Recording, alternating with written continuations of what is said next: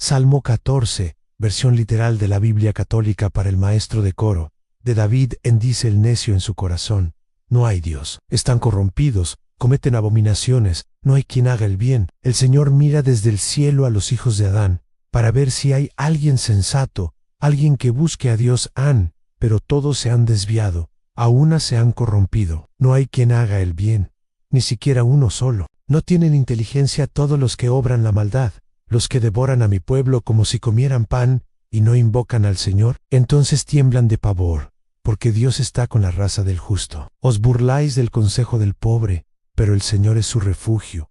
Ojalá que de Sión viniera la salvación de Israel. Cuando el Señor cambie la suerte de su pueblo, se alegrará Jacob y se regocijará Israel. Análisis profundo del Salmo 14. El Salmo 14 es un lamento comunitario que se centra en la corrupción moral de la humanidad y la necedad de aquellos que viven como si Dios no existiera. Es una crítica mordaz a la maldad y un grito de esperanza por la intervención divina. Aunque breve, el Salmo encapsula una profunda teología sobre la naturaleza del mal, el juicio de Dios y la redención final. Sorprendente.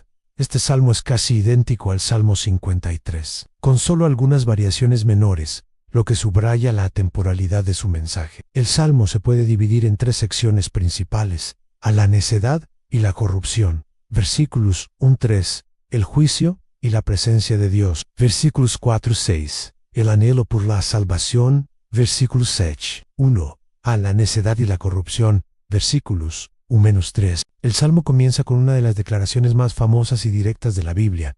Dice: el necio en su corazón, no hay Dios. Es crucial entender el significado de necio en este contexto bíblico. No se refiere a la falta de inteligencia o a la ignorancia, sino a una necedad moral y espiritual. Es una persona que, aunque puede ser inteligente en otros aspectos, ha tomado la decisión deliberada de vivir como si Dios no existiera. Este es el pecado fundamental que corrompe toda su existencia. El resultado de esta decisión es una corrupción total y generalizada. El salmista describe que los necios están corrompidos, cometen abominaciones, no hay quien haga el bien. Esta no es una corrupción superficial, es una decadencia moral que impregna todos los aspectos de sus vidas. El versículo 2 cambia la perspectiva a la de Dios mismo, quien mira desde el cielo para encontrar a alguien sensato, alguien que lo busque. La conclusión divina es desoladora. Pero todos se han desviado, a una se han corrompido. No hay quien haga el bien, ni siquiera uno solo. Esta afirmación, citada más tarde por el apóstol Pablo en Romanos 3, establece el fundamento de la necesidad de la gracia y la salvación de Dios. 2, el juicio y la presencia de Dios. Versículos 4-6. Esta sección pasa de la descripción de la maldad a la confrontación con ella. El salmista se pregunta retóricamente si los que obran la maldad tienen inteligencia. La respuesta implícita es no, porque actúan sin temor a Dios. El salmista los compara con depredadores.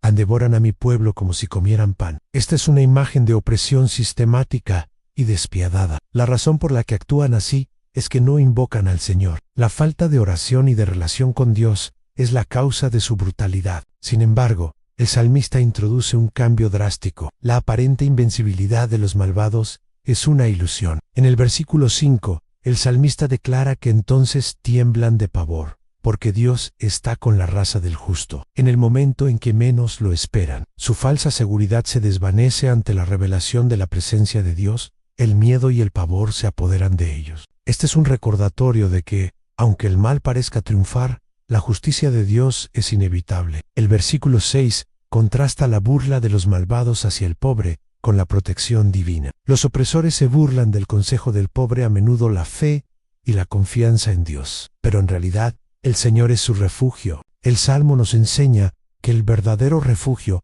no es la riqueza ni el poder, sino la presencia de Dios, que protege a los vulnerables y frustra los planes de los orgullosos. 3. El anhelo por la salvación. Versículo 7. El Salmo concluye con un grito de esperanza y anhelo. Ojalá que de Sión viniera la salvación de Israel. Sión, la ciudad de David, es un símbolo del lugar donde Dios mora. Este versículo es una oración por la redención final, un deseo ardiente de que Dios intervenga y restaure a su pueblo. El salmista no solo desea la liberación de su situación actual, sino una redención completa y escatológica. La esperanza se centra en el futuro, cuando el Señor cambie la suerte de su pueblo. El salmista confía en que, a pesar de la corrupción presente, llegará un día en que la justicia de Dios prevalecerá, y se alegrará Jacob, y se regocijará Israel. Es un final que va más allá de la victoria personal, y se extiende a la restauración de toda la comunidad de fe. Conclusión: el Salmo 14 es un lamento de fe que nos enseña a confrontar la maldad con la verdad de Dios. Nos recuerda que la raíz de todo pecado es la decisión de vivir como si Dios no existiera. Sin embargo, el Salmo no se detiene en la desesperación. Nos da la certeza de que Dios ve todo, que el miedo de los malvados es inevitable y que su presencia es el refugio de los justos. El Salmo culmina con una mirada hacia la salvación final, un recordatorio de que la historia no termina con el triunfo de los necios, sino con la alegría y el regocijo del pueblo de Dios. Han preguntas. Para reflexionar, el Salmo identifica el pecado fundamental como la necedad de decir: no hay Dios con razón. ¿Hay alguna área de tu vida en la que consciente o no vives como si Dios no estuviera presente? Los malvados devoran al pueblo de Dios sin invocar al Señor. ¿Cómo puedes usar tu propia voz para defender a los vulnerables y, al mismo tiempo, invocar a Dios en oración por su justicia? El Salmo termina con la esperanza de que Dios cambie la suerte de su pueblo. ¿Qué significa para ti esperar la salvación de Israel en tu vida personal y en tu comunidad?